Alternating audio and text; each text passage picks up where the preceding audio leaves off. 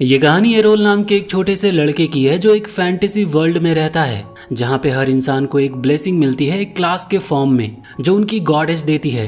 ये class decide करती है कि वो बड़े होकर क्या बनेंगे और ये उन्हें 10 साल की उम्र में रिवील होती है। आज एरोल के लिए बड़ा दिन है क्योंकि उसका बर्थडे है। वो अभी अभी 10 साल का हुआ है और उसे अपनी क्लास मिलने वाली थी। उसके पेरेंट्स और उसके सिस्टर दोनों काफी एक्साइटेड हैं ये देखने के लिए कि एरोल को कौन सी क्लास मिलती है, लेकिन एरोल खुद इस सिस्टम में बिल्कुल भी इंटरेस्टेड नहीं लगता। ब्रेकफास्ट करने के बाद सब लोग तेजी से चर्च की तरफ बढ़ते हैं जहाँ पर एक प्रीस्ट अल्टर के पास खड़ा होता है। वो प्रीस्ट हर बच्चे को बताता है कि उनकी क्लास क्या होने वाली है। कुछ ब्लैक स्मिथ बनते हैं तो कुछ सेफ। एरोल की सिस्टर उससे कहती है कि क्लासेस पर पेरेंट्स की क्लास का भी इफेक्ट पड़ता है, तो उसके हिसाब से एरोल को कुछ बहुत ही कूल मिलने वाला है। और जब एरोल का नंबर आता है तो वो अल्टर के पास जाता है। सब लोग एक्साइटेड होकर अंदाजा लगा रहे होते हैं कि एक स्वॉर्ड सेंट माँ और आर्कमेज बाप का बेटा होने के नाते एरोल को जरूर कोई लेजेंडरी क्लास मिलेगी। वो प्रीस्ट भी काफी एक्साइटेड था एक और बच्चे को ब्लेसिंग देने के लिए, लेकिन जब वो एरोल के माथे पर हाथ रखता है तो कुछ नहीं होता। वो प्रीस्ट कंफ्यूज हो जाता है और वो एरोल की तरफ देखकर निराशा से कहता है कि तुम बिना किसी क्लास के पैदा हुए हो। अब कुछ दिन बीत जाते हैं और एरोल के माँ बाप उसका मूड ठीक करने की कोशिश कर रहे थे। वो कहते हैं कि उसकी जॉब की चिंता करने की जरूरत नहीं, वो हमेशा उनके बेसमेंट में रह सकता है। लेकिन एरोल खुद अपने लिए ज्यादा परेशान नहीं होता। वो कहता है कि वो उदास नहीं है क्योंकि वो बचपन से ही स्वॉर्ड्समैनशिप सीख रहा है, दिन रात प्रैक्टिस करता है और अगर उसे स्वॉर्ड्समैन क्लास मिलती तो और आसान होता, पर बिना क्लास के भी वो दुनिया में अपना नाम बना लेगा, बस अपनी ट्रेनिंग और अपनी ओवर पावर्ड माँ के साथ की गई मेहनत के दम पर। उसकी फैमिली थोड़ा रिलैक्स फील करती है। एरोल वहाँ से निकलता और अकेला टाइम स्पेंड करने जाता है। तभी उसे ट्रेनिंग ग्राउंड से शोर सुनाई देती है। वहाँ पर दो लड़के एक दूसरे के साथ स्पैरिंग कर रहे होते हैं। एरोल नोटिस करता है कि उनके बेसिक वीक हैं, लेकिन सिर्फ स्वॉर्ड्समैन क्लास होने से ही वो काफी कॉम्पिटेंट लगते हैं। दोनों लड़के एरोल को देख लेते हैं और पूछते हैं कि वो वहाँ पर क्या कर रहा है। एरोल कहता है कि मैं प्रैक्टिस करने आया हूँ। उन दोनों को ये सुनकर हंसी आ जाती है। वो कहते हैं कि एक क्लासलेस आदमी हम जैसे स्वॉर्ड्समैन के साथ स्पेयर करेगा और अपनी एबिलिटीज दिखाने लगते हैं, लेकिन एरोल बिल्कुल भी इम्प्रेस नहीं होता और पूछता है कि मुकाबला करना है क्या। लड़के समझते हैं वो मजाक कर रहा है, पर फिर भी मैच के लिए मान जाते हैं। मैच स्टार्ट होने से पहले एक लड़का पूछता है कि तेरे पास डिवाइन प्रोटेक्शन तो है ना। एरोल कहता है कि हाँ है।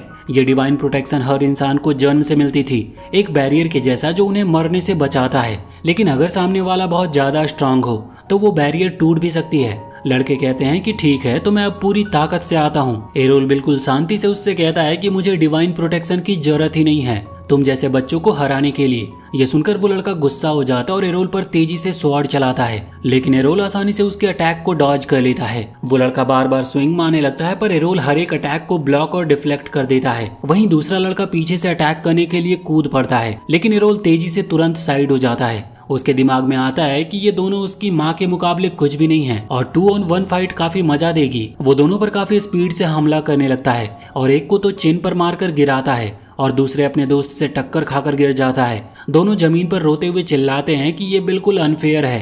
तभी एक लाल बालों वाला लड़का वहां पर एंट्री लेता है। वो दोनों लूजर को डांटता है कि अगर ये बैटल फील्ड होता तो तुम दोनों मर चुके होते। एरोल उस लड़के को पहचान नहीं पाता, लेकिन वो लाल बालों वाला लड़का सीधा उसके पास आकर उसे डुएल के लिए चैलेंज करता है। वो कहता है कि तुम सिर्फ इसीलिए जीत गए क्योंकि तुम्हारी माँ स्वॉर्ड सेंट है और क्योंकि तुम क्लासलेस हो तो तुम कभी भी हम जैसे ट्रेंड लोगों के सामने टिक नहीं सकते। फिर वो बताता है कि वो कैप्टन इवांस का बेटा है जो विलेज गार्ड का लीडर है। एरोल को याद आता है कि कैप्टन इवांस वही आदमी है जो कभी उनके घर मदद लेने आया था, लेकिन ये लड़का उसके जैसा बिल्कुल नहीं लगता। लाल बालों वाला लड़का कहता है कि सब लोग तेरी माँ को स्ट्रॉन्गेस्ट कहते हैं, जबकि मेरे पिता भी एक्सपर्ट स्वॉर्ड्समैन हैं। आज मैं साबित करूंगा कि ज्यादा पावरफुल फैमिली कौन है। दोनों अपनी पोजीशंस लेते हैं और डुएल शुरू होता है। वो लाल बालों वाला लड़का अटैक करता है, लेकिन एरोल के डिफेंस स्टील जैसे मजबूत होते हैं। दोनों की स्पीड ऐसी होती है कि ट्रेनिंग ग्राउंड में सिर्फ स्टील के टकराने की आवाज ही गूंज रही थी। एरोल यहाँ पर फील करता है कि वो लड़का पावरफुल तो है पर गुस्से में लड़ रहा है।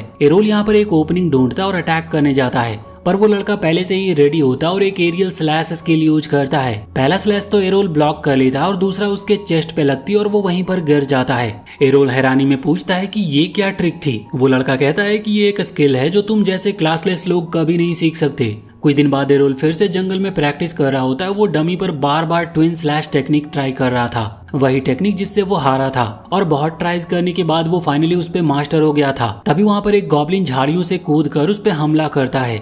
एरोल तुरंत ही मुड़कर उसी ट्विन स्लैश से गोब्लिन को 2 टुकड़े कर देता है। वो अपनी सक्सेस पर अभी खुशी हो रहा था कि तभी एक जबरदस्त आवाज सुनाई देती है जंगल के अंदर से। आवाज इतनी भयानक होती है कि धरती तक हिल जाती है। एरोल डिसाइड करता है कि विलेज जाकर गार्ड्स को बताएगा, पर तभी उसे किसी लड़की की चीख सुनाई देती है। वो सोचता है कि गार्ड्स के आने तक देर हो जाएगी, तो खुद ही मदद करने के लिए वो चला जाता है। थोड़ी देर बाद वहाँ पर वो एक जख्मी लड़के को देखता है। ये लड़का वही लाल बालों वाला लड़का था। वो खून में लिपटा हुआ एक बहुत बड़े गॉब्लिन के सामने खड़ा था। एरोल पहली बार इतना बड़ा मॉन्स्टर देख रहा था। वो सोचता है कि मदद लाने चला जाए या नहीं, लेकिन फिर रियलाइज करता है कि अगर गया तो लड़का मारा जाएगा। एरोल यहाँ पर चुपके से गॉब्लिन के पीछे जाता है और जैसे ही वो मॉन्स्टर उस लड़के पर अटैक करता है, एरोल अपना ट्विन स्लैश अनलीज करता है और दोनों स्ट्राइक्स मॉन्स्टर के शरीर को चीर कर उसे वहीं पर मार देते हैं। वो लड़का हैरान हो गया था ये देखकर कि एरोल ने उसका स्किल रेप्लिकेट कर लिया है। एरोल वहाँ पर उसे होली वाटर देता और लड़का पूछता है कि तूने ये अटैक कैसे किया। एरोल कहता है कि मेरा अटैक किसी क्लास से नहीं आता,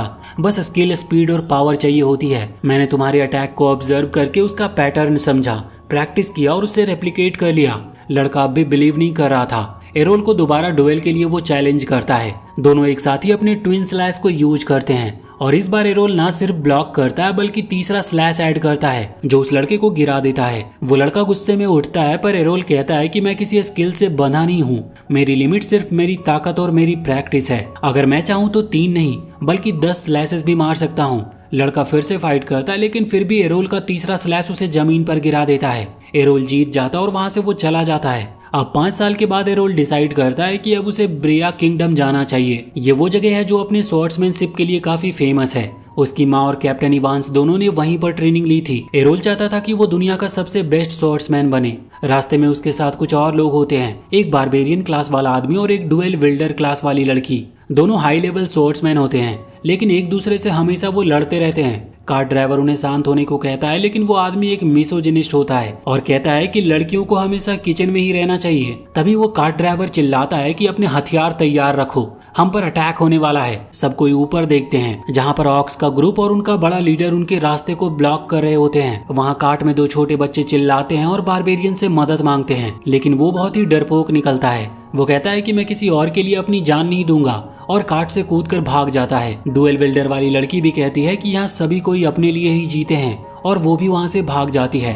वो काट ड्राइवर बहुत ही घबरा जाता है और सोचता है कि क्या काट को भगाकर बचा जाए, पर एरोल बिना कुछ बोले उस काट से उतरता और सीधा मॉन्स्टर की तरफ चल पड़ता है। ड्राइवर चिल्लाता है कि लड़के वापस आ जा, नहीं तो तू मारा जाएगा, लेकिन एरोल उसकी एक नहीं सुनता। वो पहले ऑर्क के पास पहुंचकर उसके दिल में तलवार घुसा देता है। वो ड्राइवर एरोल की स्पीड और एक्यूरेसी देखकर बिल्कुल हैरान था। एरोल तुरंत ही ट्रांसमिशन जैसे मूव करता है, एक ऑर्क के सामने से गायब होता है और दूसरे के पीछे से अपीयर होकर उसे मार देता है और थोड़ी ही देर में वो सभी को अकेला ही खत्म कर देता है। और जब उसके आसपास ऑक्स का घेरा पड़ जाता है और वो 10 स्किल यूज नहीं कर सकता, तब ड्राइवर देखकर शॉक हो जाता है कि Errol blade dance technique use करता है, जहां पर वो अपनी तलवार घुमाते हुए 360 डिग्री स्पिन करता है और सारे ऑक्स को एक साथ ही काट डालता है। और वहां पर ब्लड और स्टील के बीच में एक क्लासलेस स्वॉर्ड्समैन साबित करता है कि स्किल और ताकत किसी गॉडेस की ब्लेसिंग से नहीं बल्कि इंसान के हौसले और प्रैक्टिस से आती है।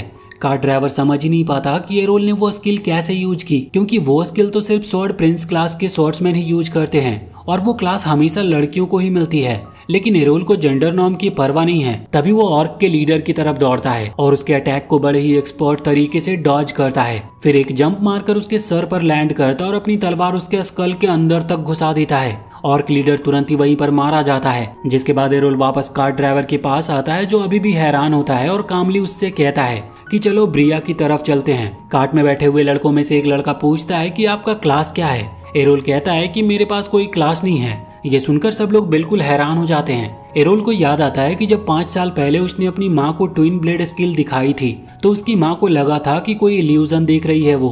पर जब एरोल ने बताया कि वो किसी भी स्किल को रेप्लिकेट करने की ट्रेनिंग कर रहा है, तो उसकी माँ खुशी से पागल हो गई थी। उसने उसे प्रॉमिस किया था कि वो उसे स्वॉर्ड प्रिंसेस क्लास की सारी स्किल्स सिखाएगी। वापस प्रेजेंट में कार ड्राइवर उसे जगाता है और कहता है कि हम ब्रिया पहुंच गए हैं, जो कि तलवारों की धरती के नाम से जाना जाता है। एरोल कार्ट से उतरता और देखता है कि पूरा टाउन सेंटर स्वॉर्ड्समैन से भरा हुआ है हर किसी के कमर पर एक स्वॉर्ड लटक रही है। एरोल ड्राइवर से पूछता है कि क्या तुम एडवांस लेवल स्वॉर्ड्समैन हो। ड्राइवर पहले हिचकिचा कर कहता है कि नहीं भाई, मैं तो बस कार्ट ड्राइवर हूँ। पर एरोल मुस्कुराता है क्योंकि वो जानता है कि सिर्फ एक स्किल्ड स्वॉर्ड्समैन ही उसके मूव्स को इतनी जल्दी पहचान सकता है। जिसके बाद ड्राइवर मान लेता है। वो कहता है कि सही समझे, मैं होली नाइट्स क्लास से हूँ, जो कि एक बहुत ही अच्छी क्लास है, पर मुझे रोज रोज लड़ना बोरिंग लगता है, तो कभी भी चिल करने के लिए मैं नॉर्मल ड्राइवर बन जाता हूँ। होली नाइट फिर एरोल से पूछता है कि तुम इस सिटी में लगता है पहली बार आए हो, इसीलिए वो उससे कहता है कि सबसे पहले एक गिल्ड ढूंढ लो, क्योंकि बिना गिल्ड के तुम किसी भी टूर्नामेंट में पार्टिसिपेट नहीं कर पाओगे, और यहाँ पर टूर्नामेंट्स ही मेन तरीका है अपनी वर्थ प्रूव करने का और पैसे कमाने का। एरोल कहता है कि मुझे पैसों से मतलब नहीं है, मुझे तो बस इस जगह के सबसे स्ट्रॉन्ग स्वॉर्ड्समैन से लड़ना है। ड्राइवर हंसता और कहता है कि कॉर्पोरेट गिल्ड से बच के रहना,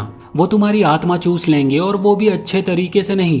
ये कहकर वो वापस चला जाता और एरोल सिटी में घुस जाता है। हर जगह लोग अपने गिल्ड्स अनाउंस कर रहे होते हैं। स्वॉर्ड्समैन लाइन में लगे होते हैं ताकि किसी स्ट्रॉन्ग गिल्ड में चांस मिल जाए। रास्ते में उसका टकराव एक छोटी हाइट वाली सुंदर लड़की से होता है, जो तुरंत ही उसे पकड़ लेती है। वो कहती है कि मैं एक फेमस गिल्ड की मेंबर हूँ और तुम्हें भी हमारे गिल्ड को ज्वाइन करना चाहिए। एरोल तुरंत ही अलर्ट हो जाता है क्योंकि वो लड़की बहुत ही डेस्परेट लग रही थी। वो मना कर देता है, लेकिन वो लड़की उसका पीछा नहीं छोड़ती, बार बार गिल्ड ज्वाइन करने के लिए रिक्वेस्ट करती है, लेकिन एरोल उसे हर बार मना कर रहा था। एरोल पूछता है कि यहाँ का सबसे स्ट्रॉन्ग गिल्ड कौन सा है, तो वो लड़की थोड़े गुस्से में कहती है कि अभी के टाइम पे तो शैडो ब्लेड गिल्ड सबसे पावरफुल है, उनके पास 8 क्लास के स्वॉर्ड्समैन हैं। एरोल डायरेक्शन पूछता है और सीधा वहां पर चला जाता है। गेट पर गार्ड उसे रोकता है और कहता है कि रिसेप्शन से टेस्ट के लिए रजिस्टर करना पड़ेगा। रिसेप्शन पर वो देखता है कि एक लंबी लाइन लगी है नए स्वॉर्ड्समैन की, सभी फेमस गिल्ड में एंट्री के लिए अपने क्लास लेना चाहते हैं। एरोल भी एक्साइटेड फील करता और सोचता है कि देखते हैं मुझे किस लेवल के लोगों से लड़ना पड़ेगा। जब उसकी टर्न आती है तो रिसेप्शनिस्ट उस पर हंस पड़ती है कि तुम जैसे क्लासलेस लूजर यहाँ पर अप्लाई नहीं कर सकते, सिर्फ एडवांस स्वॉर्ड्समैन ही यहाँ पर अलाउड हैं। एरोल कहता है कि मैं गारंटी देता हूँ मैं ट्रायल पास कर लूंगा, तो वो रिसेप्शनिस्ट कहती है कि तब भी नहीं, और उसका रजिस्ट्रेशन रिफ्यूज कर देती है। थोड़ा सैड होकर एरोल वहां से निकलता है, तभी 3 रैंक्ड स्वॉर्ड्समैन हॉल में आते हैं। सब उन्हें सेलिब्रिटी जैसा ट्रीट कर रहे थे। एरोल उन्हें इग्नोर करके दूसरे गिल्ड के पास चला जाता है, लेकिन एक एक करके सारे गिल्ड उसे रिजेक्ट कर देते हैं। थक कर एरोल शहर के बीच में आता और अपनी माँ का दिया हुआ लेटर निकालता है। उसकी माँ ने कहा था कि अगर कभी मुश्किल आए तो मेरे पुराने गिल्ड को ढूंढना। एरोल सोचता है कि क्या माँ जानती थी मुझे इतनी दिक्कत होगी, फिर भी वो थैंकफुल होता है इसके लिए। लेकिन लेटर पढ़ने से पहले ही वही छोटी लड़की उसके सामने आ जाती है। वो उससे चिपक कर कहती है कि हम अभी भी रेडी हैं तुम्हें लेने के लिए। एरोल फिर भी मना कर देता है। वो लिटरली उसके पैर पड़ने लगती है कि प्लीज हमारे गिल्ड को ज्वाइन कर लो। फिर वो एक बहुत ही सुंदर गिल्ड हाउस की तरफ पॉइंट करती है और कहती है कि यही हमारा गिल्ड है। एरोल इसे देखकर थोड़ा सरप्राइज होता है। वो लड़की बताती है कि हमारे गिल्ड का नाम ड्रैगन फैंग है, कभी ये देश का सबसे बेस्ट गिल्ड हुआ करता था, पर अब सब कुछ खत्म हो गया है और मैं चाहती हूँ कि इसे वापस अपनी ग्लोरी पर ले जाएं। ड्रैगन फैंग का नाम सुन के उसके दिमाग में एक फ्लैश आता है। उसकी माँ ने एक बार बताया था कि मेरा लीडर एक डुअल विल्डिंग स्वॉर्ड्समैन था, जिसके स्पेशल मूव्स ड्रैगन फैंग थे और उसी के नाम पर वो गिल्ड बना था। एरोल तुरंत ही लेटर निकालकर चेक करता और उसे पता चलता है कि हाँ ये वही गिल्ड है। वो डिसाइड करता है उस लड़की के साथ वो गिल्ड जाने को। वो लड़की खुशी से जंप करने लगती है और जैसे ही वो अंदर आते हैं एक बूढ़ा आदमी सोफा पर पड़ा होता है, जिसके एक हाथ नहीं है और एक हाथ में बॉटल है। वो कहता है कि बच्चे कहीं और जाओ, ये गिल्ड खत्म हो चुका है। वो लड़की उसे बताती है कि ये मेरे डैड हैं, पहले ये सिटी के सेकंड बेस्ट स्वॉर्ड्समैन थे, पर जब से उनका हाथ गया है उनका जज्बा भी चला गया। एरोल फिर भी कहता है कि मैं इस गिल्ड को ज्वाइन करना चाहता हूँ। ये सुनकर वो लड़की बहुत ही खुश होती है। वो एक एग्रीमेंट ड्राफ्ट करती है जिस पर एरोल साइन करता और फॉर्म उसे दे देता है। वो पढ़ती और पूछती है कि तुमने क्लास का कॉलम ब्लैंक क्यों छोड़ा, तो एरोल कहता है कि क्योंकि मेरे पास कोई क्लास नहीं है। जिसे सुनकर वो लड़की का पैसेंस टूट जाता है। वो कहती है कि मुझे लगा तुम कोई एडवांस क्लास के स्वॉर्ड्समैन हो। गुस्से में वो अपने स्वॉर्ड्स को निकाल लेती है, लेकिन उसके बोलने से पहले ही डोर खुलता है और एक लाल बालों वाली लड़की रूम में आती है जिसका नाम रे होता है। वो छोटी लड़की तुरंत उसके पास भागती है और वो उसे बताती है कि ये क्लासलेस इडियट ने मुझे बेवकूफ बनाया, मैंने सोचा कि ये कोई हाई लेवल स्वॉर्ड्समैन है। रे तुरंत ही सीरियस हो जाती है और वो एरोल की तरफ देखती है और कहती है कि मुझे यकीन नहीं हो रहा कि तुम यहाँ पर हो। एरोल ये सुनकर काफी कंफ्यूज होता है। वो पूछता है कि क्या तुम मुझे जानते हो, तो रे स्माइल करते हुए कहती है कि हाँ हम एक ही गाँव के हैं, हम साथ में ही ट्रेनिंग करते थे। एरोल सोचता है कि ट्रेनिंग, और फिर उसे याद आता है कि ये वही लाल बालों वाला लड़का है, यानी असल में वो लड़का नहीं बल्कि एक लड़की थी। तो वो छोटी लड़की पूछती है कि तो ये वही क्लासलेस लड़का है जिसने तुम्हें बचपन में हरा दिया था, मुझे लगा वो बस एक कहानी थी। रे के चेहरे पर एक हल्की मुस्कान और गुस्सा दोनों होता है। वो कहती है कि चलो फिर एक और मैच हो जाए। फाइट स्टार्ट होती है और रे तुरंत ही अपना ट्विन स्लैश यूज करती है। एरोल सोचता है कि इजी काउंटर है, लेकिन उसके स्लैसेस तोड़कर रे के स्ट्राइक सीधा उसके चेस्ट पर लगती है, जो देखकर एरोल बिल्कुल ही हैरान था। वो सोचता है कि ये हुआ क्या। तो रे कहती है कि मेरे पास पावर स्वॉर्ड्समैन क्लास है, मेरा स्वॉर्ड नॉर्मल से 5 गुना हैवी है, इसीलिए मेरे हर स्ट्राइक में 5 गुना ज्यादा पावर है। एरोल इससे काफी ज्यादा इंप्रेस होता है। वो इतना हैवी स्वॉर्ड लेके भी इतनी स्पीड मेंटेन कर रही थी। अगली बार जब रे अटैक करती है तो एरोल अपना आफ्टर मेज टेक्निक यूज करता है। उसका एक शैडो रे के सामने होता है और असली एरोल पीछे अपीयर होकर उसके बैक पर हिट करता है, जिससे रे कंफ्यूज हो जाती है और वो फिर से ट्राई करती है, लेकिन फिर से वही रिजल्ट होता है। वो हैरान होती है कि ये तो एडवांस लेवल स्वॉर्ड्समैन की टेक्निक है। एरोल समझ जाता है कि रे इतनी नॉर्मल अटैक से हारेगी नहीं, और रे भी ये समझ जाती है और अपने हैवी ब्लोज से मैच खत्म करना चाहती है। लेकिन एरोल उसी वक्त अपनी माँ का सिग्नेचर काउंटर मूव यूज करता है, जो एक प्रिसाइज पैरी और एक रिवर्स स्लैश होता है, जो रे को घुटनों पर ले आता है। फाइट एक ही मोमेंट में खत्म हो गया था। रे वहीं पर बैठी होती है बिल्कुल हैरान होकर, फिर स्माइल करके कहती है कि welcome back to the guild. जिसके बाद वो सच बताती है कि गिल्ड पूरा कर्ज में डूबा हुआ है, अगर बचाना है तो हमें टूर्नामेंट में लड़ना होगा, और हमारे पास सिर्फ 3 मेंबर हैं, जबकि दूसरी गिल्ड के पास 5। एरोल स्माइल करके कहता है कि मुझे स्ट्रॉन्ग अपोनेंट से लड़ना पसंद है और ये मेरे लिए बेस्ट ट्रेनिंग होगी। और इस तरह क्लासलेस स्वॉर्ड्समैन एरोल अपनी नई जर्नी स्टार्ट करता है, एक काफी कमजोर पर पुरानी शानदार गिल्ड ड्रैगन फैंग के साथ, जहां वो साबित करेगा कि एक इंसान की स्ट्रेंथ उसकी क्लास से नहीं, उसके हौसलों से होती है। अगली सुबह एरोल अपने नए बेड में उठता है। अब ये बेड उसका अपना है। थोड़ा वक्त लगता है उसे याद करने में कि ये सब क्या हुआ जब से वो यहाँ पर आया था। अब वो उसी लेजेंडरी गिल्ड का हिस्सा बन चुका है जहाँ पर उसकी माँ भी काम करती थी, और ये उसके लिए एक बड़ी बात थी। इसीलिए वो डिसाइड करता है कि वो कभी भी अपनी माँ को निराश नहीं करेगा और इस गिल्ड को फिर से ग्रेट बनाने की कोशिश करेगा। वो फ्रेश होकर लिविंग रूम में चला जाता है, जहाँ पर वो छोटी लड़की और रे पहले से ही आग के पास बात कर रहे होते हैं आने वाले टूर्नामेंट के बारे में। वो छोटी लड़की, जिसका नाम लोली होता है, वो तुरंत ही एरोल को बताती है कि टूर्नामेंट अगले वीक से शुरू हो रहा है, और अब जब उनके पास 2 की जगह 3 मेंबर्स हैं तो वो टूर्नामेंट में पार्टिसिपेट कर सकते हैं। वो बताती है कि टूर्नामेंट एलिमिनेशन स्टाइल है, 1 वर्सेस 1 का मैचेस होगा और हर गिल्ड आमतौर पर 5 मेंबर्स लेंगे, जो उनके लिए ह्यूज डिसएडवांटेज होगा। इसीलिए उन्हें पहले ही राउंड में सरवाइव करने के लिए 1 से ज्यादा अपोनेंट्स को हरानी पड़ेंगे। लोली काफी ऑप्टिमिस्टिक रहती है और कहती है कि फिर भी सब ठीक हो जाएगा, क्योंकि उन गिल्ड में ऑलरेडी 2 बी रैंक स्वॉर्ड्समैन हैं, तो जब तक उनको किसी रैंक्ड स्वॉर्ड्समैन से नहीं लड़ना पड़ता, उनके चांसेस ठीक रहते हैं। एरोल उससे पूछता है कि ये रैंक्स एग्जैक्टली क्या मतलब रखते हैं, तो लोली समझाती है कि टोटल 5 रैंक होते हैं। टीडी सबसे ऊपर का रैंक है और सिर्फ 20 स्वॉर्ड्समैन को ब्रेस्टा में ए रैंक या उसके ऊपर माना जाता है। डी रैंक तो कंप्लीट बिगिनर का रैंक होता है, जो बस तलवार कैसे पकड़ते हैं उतना ही जानते हैं। वो प्राउडली कहती है कि दोनों वो और रे बी रैंक स्वॉर्ड्समैन हैं, और क्योंकि एरोल ने रे को सीधा फाइट में हरा दिया था, इसका मतलब वो भी बी रैंक का ही है, और 3 बी रैंक के स्वॉर्ड्समैन होने के नाते उनका चांसेस कम से कम स्टार्टिंग राउंड्स तक पहुंचने के अच्छा होने चाहिए। ये बोलकर लोली किचन की तरफ चली जाती है। एरोल अपने ख्यालों में खो जाता है। जब रे जा रही होती है तो एरोल उसे पकड़कर उसके पावर स्वॉर्ड्समैन एबिलिटीज के बारे में पूछता है। रे थोड़ी सी कल की हार को लेकर थोड़ी सी एनॉयड लग रही थी, लेकिन वो जवाब देती है कि उसकी एक एबिलिटी उसके आउटर माना शिल्ड को हार्डन करना है, जिसे वो मोस्ट लोवर्ड अटैक से बचा लेती है। एरोल सोचता है कि ये टेक्निक कितनी वैल्यूएबल होगी जब वो मल्टीपल अटैकर से लड़ेगा। ऐसे सिचुएशंस में ज्यादा हिट होने के चांसेस होते हैं। तब उसे एक आइडिया आता है। वो रे से कहता है कि उसके साथ में ही रहकर उसकी तलवार से वो हिट कर दे। रे पहले मना करती है, लेकिन एरोल जिद करता और उसका हाथ पकड़ लेता है। वो कहती है कि पहले शायद कुछ नॉर्मल से शुरू करते हैं। एरोल सीधा बताता है कि वो चाहता है कि रे उसे हिट करे ताकि वो सीख सके कि कैसे उसकी माना प्रोटेक्शन को हार्डन किया जाता है। ये टेक्निक मल्टी अटैकर फाइट में सबसे इफेक्टिव होगी। रे शॉक होती है और पूछती है कि क्या वो पागल हो गया है, क्योंकि स्किल्स तो गॉडेस की डिवाइन ग्रेस से मिलती है और सीखी नहीं जा सकती। पर एरोल अब नास्तिक बन चुका है और बोलता है कि वो चुप हो जाए, क्योंकि उसने ऑलरेडी ट्विन ब्लेड स्लाइस और इंस्टेंट ट्रांसमिशन जैसे स्किल्स लर्न किए हैं। ये सुनते ही रे चुप हो जाती है और एक बार ट्राई करने का डिसाइड करती है। वो दोनों ट्रेनिंग ग्राउंड जाते हैं, जहाँ पर रे अपनी तलवार उसके हवाले करती है और वार्न करती है कि उसकी तलवार नॉर्मल से 5 गुना भारी है और बिना ब्रूट स्ट्रेंथ क्लास के एरोल कभी इसे स्विंग नहीं कर पाएगा। लेकिन एरोल फिर से चुप हो जाता है और तलवार पकड़कर अनलीज करके सरप्राइजिंग ग्रेस और ईज से स्विंग करता है। रे फिर से ये देखकर बिल्कुल स्पीचलेस हो गई थी।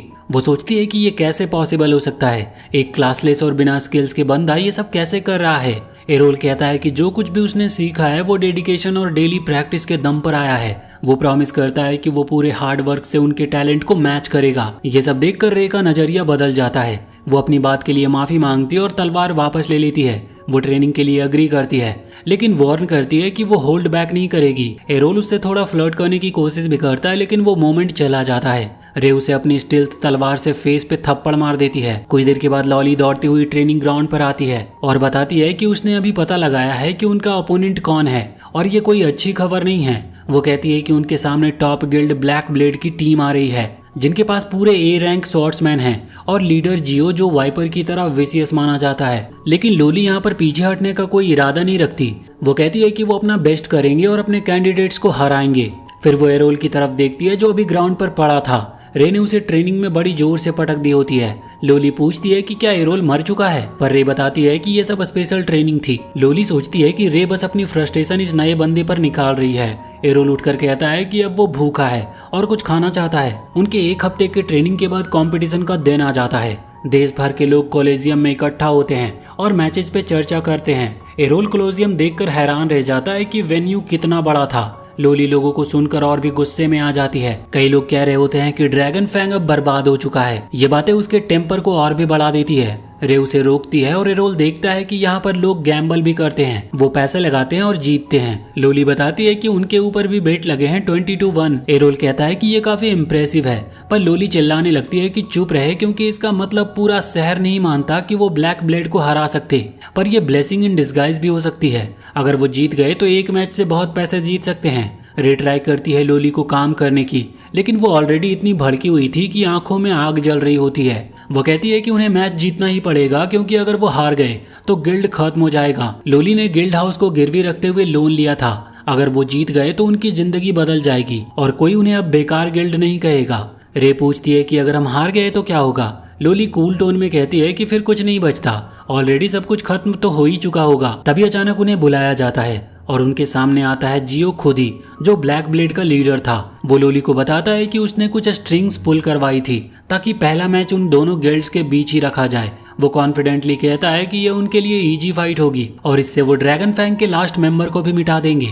अगर लोली जीती तो शायद वो प्रूव कर लेगी कि उसका गिल्ड बेस्ट है, पर वो टॉन्ट करता है कि उनकी टीम में एक क्लासलेस लूजर भी है, तो चांसेस कम ही दिखते हैं। ये सब बोलकर वो हंसकर वहां से चला जाता है। जब वो अरीना में एंटर करता है तो एरोल देखता है कि जियो खुद ही फाइट नहीं कर रहा। वो सोचता है कि शायद इससे उनके चांसेस बढ़ जाएं, पर रे बताती है कि उनका पूरा लाइनअप ही रैंक्ड है, इसीलिए फर्क नहीं पड़ता। और उस दिन उनका लाइनअप यूजुअली अग्रेसिव भी लग रहा था। आखिरकार बैटल का समय आता है। अनाउंसर ब्लैक ब्लेड्स के कंटेस्टेंट्स को इंट्रोड्यूस करता है। एक हरे बालों वाला लड़का विद फेंसर क्लास आगे भेजा जाता है, जो घमंडी तरीके से डिक्लेयर करता है कि वो पूरी अपोजिंग टीम को डिफीट कर देगा। कमेंटेटर सरप्राइज होता है जब ड्रैगन फैंग की तरफ से Errol the classless swordsman fight के लिए आगे आता है। यहाँ पर वो फेंसर बॉय सोचता है कि एक क्लासलेस इडियट को जल्दी से खत्म कर देना काफी बोरिंग होगा, पर फिर डिसाइड करता है कि वो मैच करेगा ताकि वो लड़कियों से मैच कर सके। मैच स्टार्ट होता है और सेकंड्स में ही फेंसर डैश करके एरोल को चेस्ट में स्टैब कर देता है और अपनी स्पीड से सबको वो काफी शॉक कर देता है। लेकिन यहाँ पर रे शांत होकर लोली को बताती है कि देखो वो सिर्फ एरोल का शैडो था। फेंसर पहले तो सरप्राइज होता है, पर फिर से दोबारा टर्न करके लंज करता है, सिर्फ ये देखने के लिए कि और आफ्टर इमेजेस हैं। वो रियलाइज करता है कि ये मैच जल्दी खत्म नहीं होगा जैसा उसने सोचा था, क्योंकि एरोल आफ्टर इमेजेस क्रिएट कर रहा है। आफ्टर इमेजेस एक साथ अटैक करते हैं। फेंसर उन सबको स्लैश करके आगे बढ़ता है, लेकिन तभी रियल एरोल पीछे से आता है और उसे स्टैब कर देता है। फेंसर जमीन पर गिर गया था और मैच खत्म हो जाती है। एरोल बताता है कि उसकी माँ ने जब प्रैक्टिस कराई थी तो वो 5 इमेजेस को एक साथ यूज करती थी। ये देखकर कमेंटेटर शॉक्ड होता है और पब्लिक चीयरिंग से भर जाती है। एरोल के लिए तालियां बजने लगती है। कमेंटेटर ऑब्जर्व करता है कि फेंसर ने वही टेक्निक ट्राई की थी, लेकिन उसके रिफाइनमेंट कम थी, इसीलिए अभी उसे और भी प्रैक्टिस करनी होगी। अगले मैच में एरोल फेस करता है एक डुएल विल्डर को, जो constant barrage of sword strike से अटैक करता है, लेकिन एरोल सबको ब्लॉक कर लेता और ट्विन स्लैश से उस अपोनेंट को गिरा देता है। 2 मैच जीतने के बाद तीसरा अपोनेंट एक रिवर्स ग्रिप डैगर विल्डर निकलता है, जो काफी केयरफुल स्टेप्स और मार्शल आर्ट टेक्निक्स यूज करता है,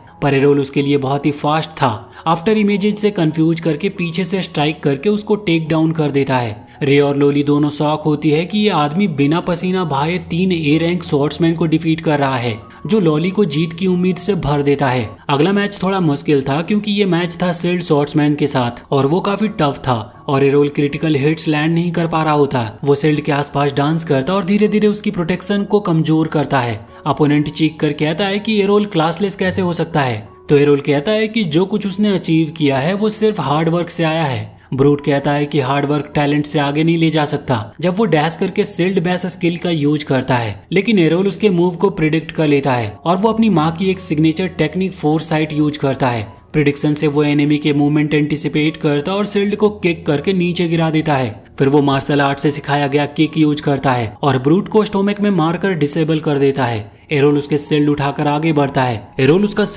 आगे बढ़ता है लेकिन एरोल अपने डैश फॉरवर्ड का यूज करता और वही शील्ड बेस्ड टेक्निक एनिमी के खिलाफ यूज करता है, जिससे वो अपोनेंट खत्म हो जाता है। क्राउड ये रायट करने लगती है और लोग चिल्लाने लगते हैं कि वो झूठ बोल रहा है क्योंकि वो अपनी रैंक को डिस्क्लोज नहीं कर रहा। ऑर्गेनाइजर एक्शन लेते हैं, उनका class ID magic crystal ball के पास लाया जाता है और लाइव ब्रॉडकास्ट पर दिखाया जाता है कि वाकई एरोल क्लासलेस है। ये सब क्लियर होने के बाद नेक्स्ट अपोनेंट अनाउंस किया जाता है। एक डिफरेंट टाइप का स्वॉर्ड्समैन होता है वो, जिसका नाम होता है मासूमे, और ये ईस्ट से आया था, जो कि सामुराई लीनिएज का स्वॉर्ड्समैन था जिसके पास कर्व्ड स्वॉर्ड कटाना होती है। मासूमे के अपने तलवार निकालने से पहले ही एरोल खतरा महसूस कर लेता है और तैयार हो जाता है। वो जानता है कि ये फाइट पहले वालों जैसी आसान नहीं होगी। वो समझ जाता है कि मासूमे अपना अल्टीमेट स्किल यूज करने की प्लानिंग कर रहा है, जैसे एक सांप जो स्ट्राइक करने के लिए इंतजार करता है। लेकिन एरोल क्यूरियस है, इसलिए वो आगे बढ़ता और जान को खतरे में डाल देता है। जब वो स्वॉर्ड्समैन के रेंज में घुसता है तो मासूमे अपनी तलवार जोर से एरोल की तरफ झपटता है, पर किसी तरह एरोल तेज निकल जाता और उसके पीछे डिसअपियर हो जाता है। मासूमे बिल्कुल शॉक रह गया था, लेकिन एरोल कहता है कि वो सच में इस शहर का सबसे तेज इंसान है जो उसने अब तक देखा है, और बदकिस्मती से उसकी माँ उससे भी ज्यादा तेज थी, इसीलिए उसे इस चीज की आदत हो चुकी है। फिर एरोल स्वॉर्ड प्रिंसेस का अल्टीमेट स्किल यूज करता है। वो उसे बार बार स्टैब करता और मासूमे को डिफीट कर देता है। इसके बाद सब लोग चुप हो जाते हैं क्योंकि जमाने के सबसे कमजोर गिल्ड के मेंबर ने साफ साफ स्ट्रॉन्गेस्ट गिल्ड के मेंबर को क्लीन स्वीप कर दिया था। एरोल यहाँ पर रे और लोली की तरफ जाता है और काफी खुश भी था कि उन्होंने गिल्ड चलाने के लिए काफी पैसा कमा लिया होगा। उस शाम जब वो लोग गिल्ड हाउस वापस जाते हैं तो तुरंत सेलिब्रेशन शुरू हो जाती है और सबके हाथों में ड्रिंक्स होती है। एरोल अभी भी शॉक्ड था कि लोली इतनी यंग दिखने के बावजूद पी रही थी, पर वो कहती है कि वो जितनी दिखती है उतनी छोटी है नहीं। वो अभी भी यकीन नहीं कर पा रही होती है कि एरोल ने अकेले ही देश के बेस्ट गिल्ड के 5 ए रैंक स्वॉर्ड्समैन को हरा दिया। लोली डिसाइड करती है कि वो एरोल का अच्छे से यूज करेगी क्योंकि वही उसका टिकट है गरीबी से बाहर निकलने का। वो कहती है कि वो उसकी सारी ख्वाहिशों को पूरी कर देगी, पर एरोल उसकी सारी बातों को रिजेक्ट कर देता है, ये कहते हुए कि वो रे जैसी किसी को प्रेफर करेगा। ये सुनते ही रे लाल हो जाती है और वो उठकर एरोल पर चिल्लाती है कि ऐसे मत बोलो सिर्फ इसीलिए कि तुम लोली को टर्न डाउन करना चाहते हो। पर एरोल यहाँ पर सच में यही सोच रहा था। वो पूछता है कि रे क्यों सोचेगी कि वो मजाक कर रहा है। रे कहती है कि जब वो छोटे थे तब एरोल ने उससे फाइट के दौरान एक आदमी कहा था। वो कहती है कि वो जिनसे भी मिली उन्होंने यही बोला कि उसमें लड़कियों वाली बात नहीं है, लेकिन एरोल को उसमें अलग दिखता था। लोली रियलाइज करती है कि रे को पता ही नहीं उसकी सबसे बड़ी स्ट्रेंथ क्या है और कैसे उसे यूज कर सकती है, तो उसे चिंता करने की जरूरत नहीं। फिर लोली एरोल के पैर रब करने लगती है और कहती है कि आज तुम बहुत थक गए होगे और तुम्हें बेडरूम में जाना चाहिए। रे शर्म के मारे लोली से कहती है कि ऐसा बोलना बंद करे। लोली हल्का सा स्माइल करती है और कहती है कि बस वो एक मसाज देगी, पर एरोल के जवाब से वो और भी सरप्राइज हो जाती है। वो कहता है कि वो रे से ही मसाज लेगा। उसका मसाज का आइडिया ये था कि रे ने जैसे ट्रेनिंग ग्राउंड में उसे हराया था वैसे ही वो एक अच्छे तरीके से मसाज भी दे सकती है। लोली बालकनी से देखकर सोचती रहती है कि क्या एरोल मसाज का रियल मतलब जानता भी है, और उनका ये सब बहस लोली के फादर को जगा देता है। वो ट्रेनिंग ग्राउंड पर आता है पर पूरी तरह से हैंगओवर में। वो शिकायत करता है कि इतना शोर क्यों हो रहा है और कह रहा होता है कि टूर्नामेंट हारने से पहले उनको इतना एक्साइटेड नहीं होना चाहिए। लोली कहती है कि उन्होंने मैच जीत लिया है और ये उसके फादर का ध्यान खींच लेता है। वो सोचता है कि ब्लैक ब्लेड ने शायद अपने नए स्वॉर्ड्समैन को भेजा होगा, पर लोली और भी ज्यादा उसे सरप्राइज कर देती है जब वो कहती है कि सारे अपोनेंट्स रियल थे और उन सबको एरोल ने अकेले ही हरा दिया। लोली का फादर हैंगओवर से तुरंत ही ठीक हो जाता और एरोल को देखकर हैरान रहता है। वो सोचता है कि अगर ये बच्चा सच में इतना स्ट्रांग है तो बड़े और अमीर गिल्ड जरूर ही से अप्रोच करेंगे। लोली बताती है कि उसने बेट्स लगाए थे और एरोल ने क्लीन स्वीप किया, इसीलिए उसने जैकपॉट हिट किया है। अब ना सिर्फ उनका कर्ज चुक गया है बल्कि ऑपरेटिंग कॉस्ट भी कवर हो गया है। उसका फादर कहता है कि अगर एरोल सच में इतना स्ट्रांग है तो बड़े गिल्ड उसको ले लेंगे। लोली कहती है कि टेंशन मत लो क्योंकि वो एरोल से शादी करने वाली है, इसका मतलब वो हमेशा उसके साथ ही रहेगा। एरोल अनाउंस करता है कि वो ऐसा कुछ भी नहीं करेगा, पर फिर उसका नजर लोली के फादर पर चला जाता और वो थोड़ा पर्सनल टॉन्ट करता है कि लोली जरूर बेवकूफ हो सकती है मगर कम से कम वो गिव अप नहीं करती। ये उसके फादर को चिढ़ाता है। वो एरोल का कॉलर पकड़ लेता और गुस्से में कहता है कि बेइज्जती बंद कर और ऐसे सब्जेक्ट पर बोलना भी बंद कर जिनके बारे में उसे पता ही नहीं है। उसका फादर कहता है कि एक डुअल विल्डिंग स्वॉर्ड्समैन जो डुअल विल्ड नहीं कर पाता वो बस ऑक्सीजन का वेस्टेज है। एरोल जवाब देता है कि वो इसकी बात से सहमत नहीं है क्योंकि खुद वो एक क्लासलेस स्वॉर्ड्समैन है जो कम्पीट कर रहा है और दुनिया में उठने की कोशिश कर रहा है। लोली का फादर रॉड उसे धक्का देकर ऊपर चला जाता है। लोली और रे तुरंत ही एरोल के पास जाते हैं और पूछते हैं कि क्या वो ठीक है। लोली उससे माफी मांगती है अपने फादर के बिहेवियर के लिए और एरोल का धन्यवाद भी करती है। एरोल सोचता है कि चाहे उसके फादर हाथ खो चुके हों लेकिन उसके पास अब भी इनक्रेडिबल स्ट्रेंथ और एक्सपीरियंस है और ये वेस्ट है कि वो उसे यूज नहीं कर रहे। वो सोचता है कि उनके पास डुअल वेल्डिंग स्किल से कितने कूल टेक्निक सीखने को मिल सकते हैं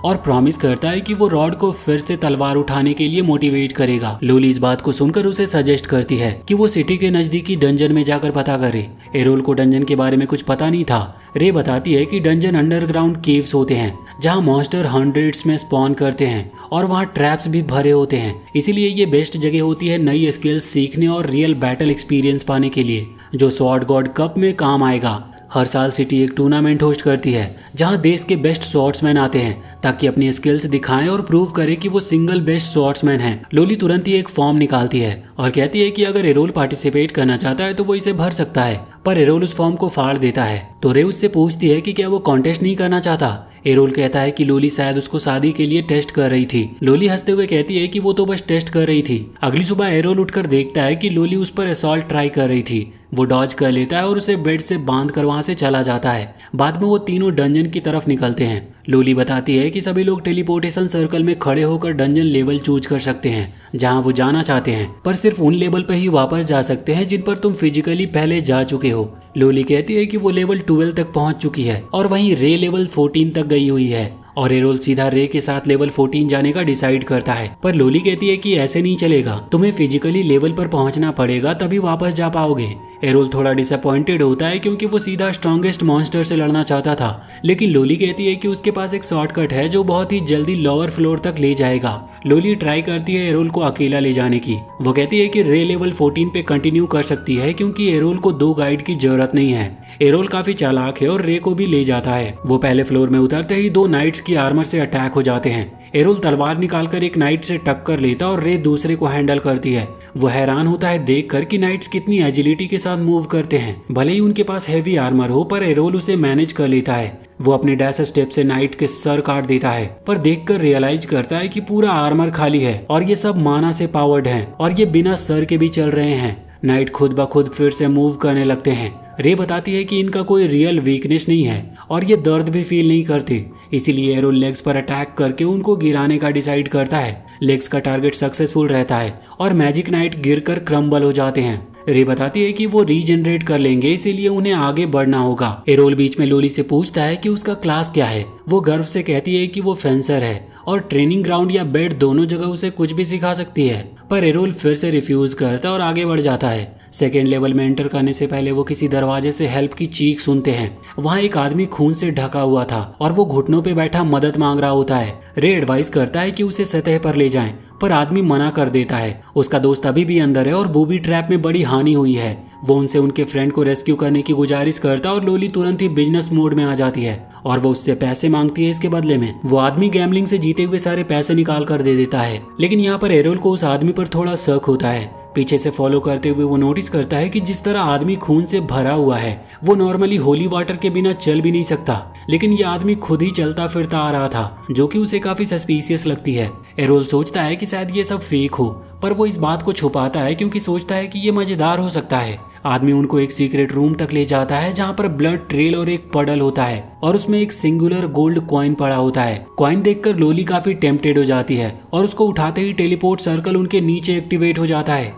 रे समझ जाती है कि ये एक सेटअप था। वो आदमी कहता है कि उसको इस छोटे काम के लिए अच्छे पैसे मिले, पर उसे सरप्राइज तब होती है जब मैजिक सर्कल उसे भी टेलीपोर्ट कर देता है। वो सब एक फ्लोर पर पहुंचते हैं जो रे ने भी नहीं देखा था, मतलब ये 14th से भी नीचे का फ्लोर था। वहां पर कोई स्ट्रॉन्ग एनिमीज नहीं दिखते, लेकिन वो आदमी डर से कांप रहा था। वो कहता है कि ये डंजन का लोवेस्ट फ्लोर है जहाँ पर एडवांस स्वॉर्ड्स गॉड मिलता है। अचानक एक नाइट रेनबो इंचेंटेड आर्मर पहनकर उनके सामने नजर आता है। लोली अभी भी स्वॉर्ड गॉड क्लास के मिथ पर बिलीव नहीं करना चाहती थी। एरोल सिचुएशन समझकर लोली को नीचे धक्का दे देता है क्योंकि स्वॉर्ड गॉड एरियल स्लैश निकालता है जो डंजन की दीवारें तोड़ देता है। वो स्वॉर्ड गॉड तुरंत ही एरोल पर अटैक करता है और एरोल किसी तरह उस अटैक को ब्लॉक कर पाता है। वॉल में घुसने के बावजूद एरोल रियलाइज करता है कि वो सरवाइव इसीलिए कर पाया क्योंकि रे से ट्रेनिंग में उसने रीइंफोर्समेंट मैजिक सीखी थी। वो तुरंत ही उसके ऊपर स्लैश करता है पर नाइट बहुत ही तेज था और काफी एडवांस मूव से डैश करके बैक चले जाता है। फिर वो मुस्कुरा कर कहता है कि ये काफी अच्छी अपॉर्चुनिटी है अपनी टेस्टिंग के लिए।